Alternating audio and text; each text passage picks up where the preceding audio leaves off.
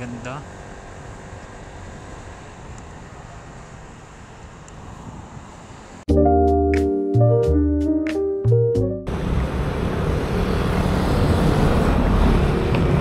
Good afternoon. I'm here to talk about the upgrades I have done to Lumi so far. So konting scooter walk around lang muna before we discuss. So this is Lumi. Tabing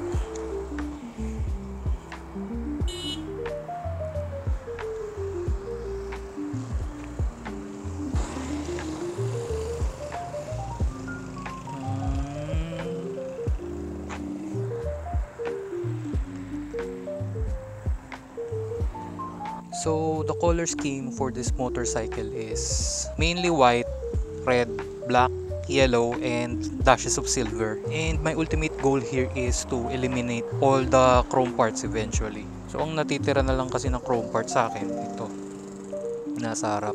Eventually papalitan ko rin to. Ipapa-carbon ko to eh, carbon skin. For the upgrades pala, I would classify this as circuit build or MotoGP build, but generally closest to Indonesian builds na nakikita ko sa TikTok. However, I want to call this the Flavored build since these are collective ideas from different builds din, and I want to make it my own. So yeah, siguro let's first talk about the inspirations for this look or this build.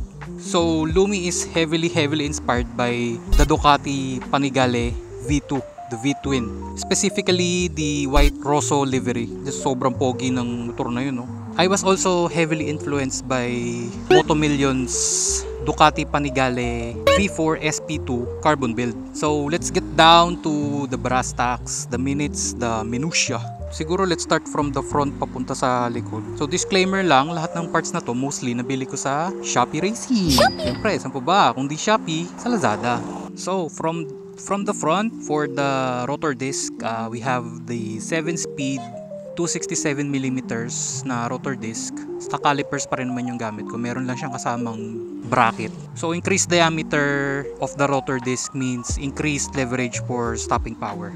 And next, yung mugs natin, pinarepaint natin yan kay Defy Customs. The color of this one is chrome lip red, not candy red. Candy red kasi is alam ko mas matingkad, and chrome lip red is more on the darker side. Ewan ko lang kung kita, no? Pero yung front shock natin is pinarepack ko rin at pinalowered ko by 1 inch kay EV Moto. Next, we have the Honda Forza inspired visor. Yung Honda Forza 350 ata yun, if I'm not mistaken. So sa Shopee ko lang din to nabili. Ang ganda niyang tignan. Next, we have the TWM inspired na lever guards. Nagaganito siya. In case man na mag-slide ka, hindi kakagat ng ganun yung preno mo. Gaganon muna siya. And meron din siyang butas dito para ito yung breaking point. If mag-slide ka man, dito siya mapuputol. Hindi madadama yung buong brake master mo. Next, we have the Rizoma Naked Stealth Mirrors. Ganito natin. Yan. Rizoma. Just ko na lang mamaya yan. Next, we have the Jet 2 Wheels handlebar in color black. And katuwang yan is yung Motowolf na handlebar riser. Kasi kapag in-install to ng itong Jet 2 Wheels na handlebar lang, directly dun sa stock, medyo sasabit ka dito sa ibang parts. Dito. Sasabit ka dito. Sasabit sa fairing. So, kailangan niya talaga ng riser. Handlebar riser. And wala naman ko naging problema dito. Okay naman si Motowolf. Except lang sa raincoat nyo, Motowolf, no? Na tumatagos yung tubig. Wala rin kwenta.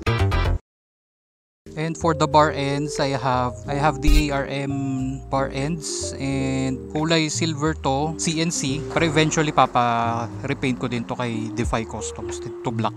Sa kabilang side naman, I have a full 6 inspired na carbon lever guards. So gloss black siya, ang ganda ng carbon. Ganda ng pagka-carbon niya, hindi siya yung slanted. Ano to eh, plain weave na carbon.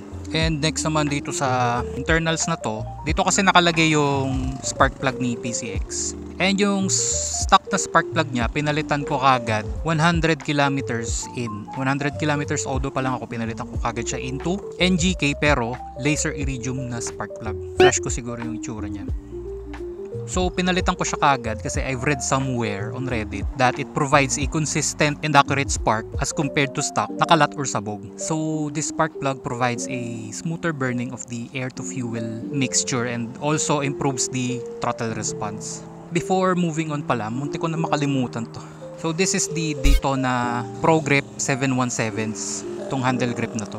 And kaakibat niyan is I don't know if you can see, kulay itim na yung ano ko, yung throttle tube. This throttle tube is from Kitako Quick Throttle, and they are claiming na 30% yung increase niya sa throttle response, which is in my opinion parang 15% lang yung naging improvement sa throttle response ko. But I got both of this from WeBike Japan. First time kong umorder sa WeBike Japan and smooth naman, mabilis namang na-deliver. And akala ko hindi legit eh. Nasa payment process na ako para nag-aalangan ako, pero dumating naman sa bahay, wala naman naging problema. Although nung dumating lang siya, nagbayad ako ng extra fee sa EMS kasi via EMS yung delivery service sa akin eh. Next naman dito sa ilalim, I don't know if you guys can see it, pero this one, the oil filter cap with sight glass. So dito nakikita ko yung kulay ng oil ko. Right now medyo nasa darker red na siya. Next naman, I have a see-through CVT cover. Merong binibenta nito si SemSpeed, kung nakikita nyo rin siya sa Shopee. Pero may nakita akong ano nito, no brand, Shopee rin, no brand pero mas mura. Ayan, ang ganda niya. See-through na yung aking pulley. Next, sa internals pa rin, dyan sa pulley ko nagpalit din ako ng flyball. Ang stock kasi ni PCX is 19 grams straight, and currently naka 17 grams straight ako for better acceleration. Dito pa rin sa CVT, nagpalit naman ako ng grooved na clutch bell dito sa clutch side. Moving on, yung rear mugs ko naka chrome lip red din, done by Defy Customs. Ganda, no? Ganda na pagkapula niya, glossy. And sa rear suspension ko naman, naka TRC AI Tech ako. Ang size nito is stock size pa rin, 365mm.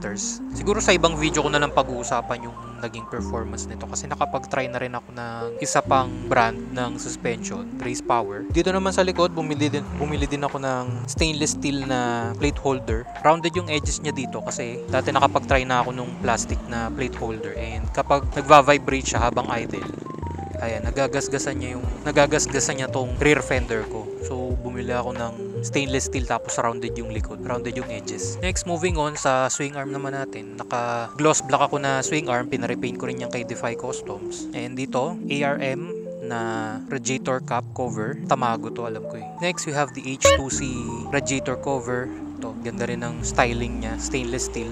Tapos yung dipstick ko, ito na yung oil dipstick ko, H2C din yan. Ang hassle lang dito, every time na mag-change oil ka, tatanggalin mo tong cover ng exhaust para ma-access siya, para maluwagan mo to. But other than that, sobrang minimal ang itsura niya. And finally, yung ceramic coating ko, ang nag-ceramic coating nito is si Autogoat. Okay naman yung ceramic coating nila, although ngayon, parang pag naglilinis ako, pagka kina-car wash ko si Lumi, yung tubig, parang hindi na siya yung nagda-droplets, yung water resistant. I don't know lang kung parang na-expire na yung ceramic coating. Pero wala pang 1 year since nung nagpapahid ako, nung nagpa-ceramic coating ako. Other than that, wala pa naman. Future upgrades natin, meron tayong exhaust upgrades, rear brake upgrades. Etong rear brake ko, stock pa to, pero ang ganda na magiging itsura nito in the future. Malilipat yan, marirelocate yan dito sa baba, sa ilalim. And itong front caliper ko, I don't have plans to replace this one. Harley's. Oo nga, Harley Davidson's. So yeah, I don't have plans pa to change this stock caliper kasi I want to retain the combi brake system. But I have asked Defy Customs and they said that pwede siyang ipa-repaint, pwede siyang ipa-powder coating. So babaklasin yan, may disassembly, and siguro paparepaint ko siya into silver. So yun, watch out for that. Nabato pala yung nabato yung gulong ko, pero sobrang liit lang ito. Bumaon yung bato. Hindi bato, bubog. Nabubog pa nga, pero hindi naman nagbabawas ang hangin, matigas pa rin. Sa bukana lang to. Nabubog pa nga aking gulong. I'm also planning naman to repair replace my tires. Dumating na yung isa actually, kanina lang. Tire reveal soon. Pero soft compound siya. And siguro I want to talk about the cockpit. Ganda ng cockpit ko. As I've said earlier, the ultimate goal of this build is to remove all the chrome parts. So this is kind of like a chrome finish pa. But eventually, powder coat din naman natin to. I'm planning to do an all black cockpit. So right now, okay naman siya. Maganda naman. But eventually, I can see this looking better. May carbon parts project din pala tayo para kay Lumi in the future. So watch out for that, guys. So yun, dito ko na siguro puputulin, tatapusin tong video. Marami pa tayong upgrades in the future. And I'd say na siguro around nasa 60% pa lang tayo ng build. Yun lang ang mali ko talaga. Hindi ako nakakuha ng action kagad to document the journey of my upgrades. But it is what it is. So yun guys, uuwi na ako. Dito ko na siguro puputulin. Adieu!